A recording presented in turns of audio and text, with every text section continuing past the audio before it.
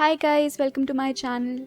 आज मैं आपके साथ शेयर करने वाली हूँ बहुत ही यम्मी आलू प्याज के पकौड़ों की रेसिपी। बिल्कुल जैसे हम रेस्टोरेंट्स में खाते हैं वैसे ही एकदम यम्मी और टेस्टी बनते हैं ये। और इन्हें क्रिस्पी कैसे बनाना है वो भी मैं आपको बताऊंगी। लेकिन इससे पहले कि हम शुरू करें, सब्सक्राइब ज़रूर कर दीजिए मेरे चैनल को और जो नोटिफिकेशन बेल है वो ज़रूर प्रेस कर दीजिए ताकि आपको आने वाली ऐसी रेसिपीज़ देखने को मिलती रहें। तो चलिए शुरू करते हैं। सबसे पहले हम 2 आलू लेंगे और उन्हें अच्छी तरह से धोकर उनका जो छिलका है उसे पील कर देंगे।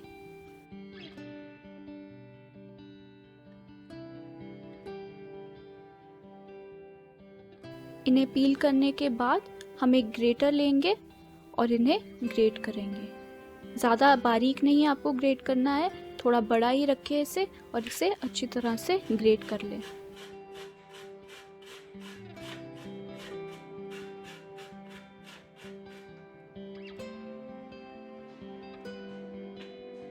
ये देखिए, जो दोनों आलू हैं उन्हें इस तरह से आपको ग्रेट करना है।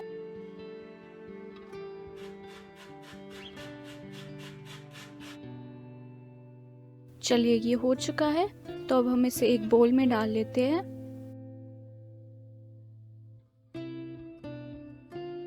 साथ ही हम इसमें डाल देंगे 2 कटे हुए प्याज। इस तरह से लंबे स्लाइसेस में आपको इन्हें काटना है। 1 कप बेसन,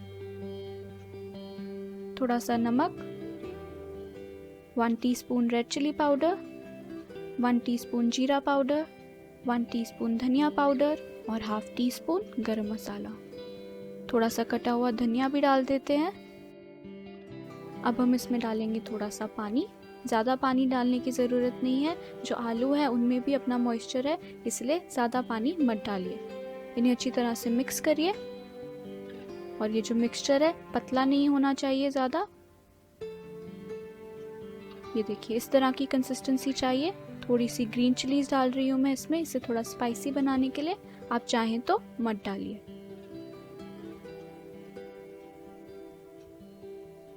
चलिए, अब ये बिल्कुल रेडी है।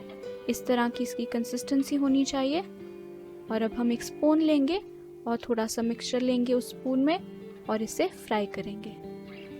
फ्राई करने से पहले ऑयल को अच्छी तरह से गर्म कर लीजिए और इसके बाद थोड़ा थोड़ा करके ये मिक्सचर उसमें डालिए और मीडियम हीट पर इन्हें फ्राई कीजिए। इससे ये अच्छी तरह से अंदर से पक भी जाएंगे और क्रिस्पी भी हो जाएंगे।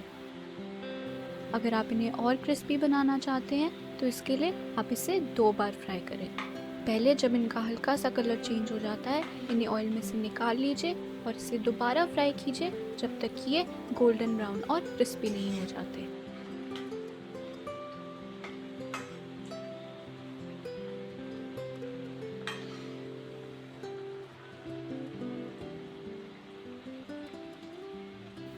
चलिए, अब ये बिल्कुल रेडी हो चुके हैं, एकदम गोल्डन ब्राउन और क्रिस्पी।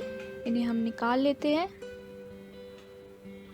और सर्व करने से पहले मैं इन पर थोड़ा सा चाट मसाला डालूंगी और साथ ही थोड़ा सा रेड चिली पाउडर भी डाल दूंगी।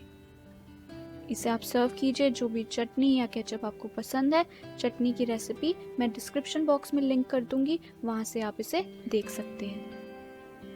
आई होप आपको आज की ये रेसिपी अच्छी लगी। अगर आपको पसंद आई तो इसे ज़रूर लाइक कीजिए और ऐसे ही और रेसिपीज देखने के लिए मेरे चैनल को सब्सक्राइब कीजिए। I'll see you guys in the next video. Till then, have a wonderful day and thank you for watching, guys.